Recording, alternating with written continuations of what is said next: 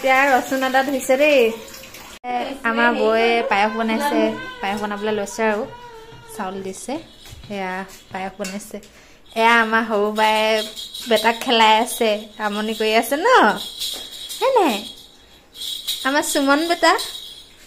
এফালে দাদাই ব্ৰইলাৰ চাফা কৰি আছে মনে মনে ভিডিঅ' কৰিছো দেই ব্ৰইলাৰ চাফা কৰি আছে পাৰ্টিৰ কাৰণে